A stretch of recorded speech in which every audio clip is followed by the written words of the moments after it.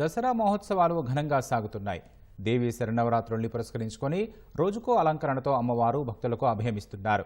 తీరొక్క నైవేద్యాలు అమ్మవారికి సమర్పిస్తూ భక్తులు ఆనంద పరవశులవుతున్నారు.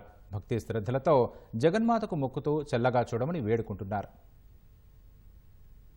రాష్ట్ర వ్యాప్తంగా దేవి శరన్నవరాత్రి వేడుకలు వైభవంగా సాగుతున్నాయి. రోజుకో అలంకారంలో అభయమిస్తున్న అమ్మవారికి అత్యంత భక్తి ప్రవత్తులతో ప్రణమిల్లుతున్నారు. హైదరాబాద్ హైదర్నగర్ డివిజన్ లో దుర్గామైసమ్మ ఆలయంలో భ్రమరాంబిక మల్లికార్జున స్వామి కళ్యాణం కన్నుల పండుగగా నిర్వహించారు. స్వయంభువుగా వెలిసిన దుర్గమ్మ కోరిన కోర్కెలు తీర్చే కొంగు బంగారం అంటూ భక్తులు భారీగా తరలివచ్చి కళ్యాణాన్ని వీక్షించారు. అనంతరం అన్నదాన కార్యక్రమం నిర్వహించారు. బల్కంపేట ఎల్లమ్మ తల్లి ఆలయంలో అన్నపూర్ణాదేవి అలంకరణలో అమ్మవారు దర్శనమిచ్చారు. దాదాపు 300 కిలోల మిఠాయిలతో అమ్మవారిని భక్తులు అలంకరించారు.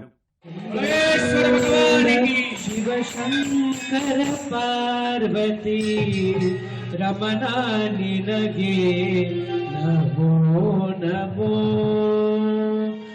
నిర్మల్ జిల్లా బాసర శ్రీ జ్ఞాన సరస్వతి ఆలయంలో 5వ రోజు అమ్మవారు స్కందమాత అలంకరణలో దర్శనమిస్తున్నారు. అమ్మవారికి విశేష అర్చన పూజలు నిర్వహించిన వైదిక బృందం పెరుగన్నం నైవేద్యంగా సమర్పించారు. మెదక్ జిల్లాలోని ఏడుపాయల వనదుర్గామాత మహాలక్ష్మీదేవి అలంకరణలో భక్తులకు అభయమిచ్చారు. ప్రధాన ఆలయం 6 రోజులుగా జలదిగ్బంధంలోనే ఉండగా రాజగోపురంలోని అమ్మవారికి పెసరు రంగు వస్త్రం వివిధ రకాల పూలతో అలంకరించి ప్రత్యేక పూజలు జరిపారు. సిద్దిపేట జిల్లాలోని వర్గల్ విద్యాధరి క్షేత్రం మార్పడగా శ్రీ విజయదుర్గ సమేత సంతాన మల్లికార్జున స్వామి ఆలయాలలో మాజీ మంత్రి హరీష్ రావు ప్రత్యేక పూజలు చేశారు.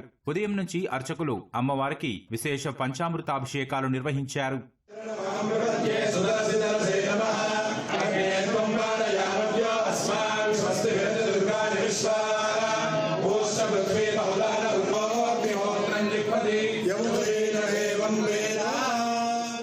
ఓరుగల్లు వాసుల ఎలవేల్పు భద్రకాళి క్షేత్రంలో దేవీ నవరాత్రి ఉత్సవాలు అత్యంత వైభవపేతంగా సాగుతున్నాయి. లలిత మహా త్రిపుర సుందరి అలంకరణలో అమ్మవారు దర్శనమిచ్చారు. పెద్ద ఎత్తున తరలివచ్చిన భక్తులు క్యూలైన్లలో బారులు తీరి అమ్మవారికి మొక్కులు చెల్లించుకున్నారు. భద్రాచలంలో శ్రీ లక్ష్మీ తాయారు అమ్మవారు ధనలక్ష్మి అలంకరణలో భక్తులకు అభయమిచ్చారు.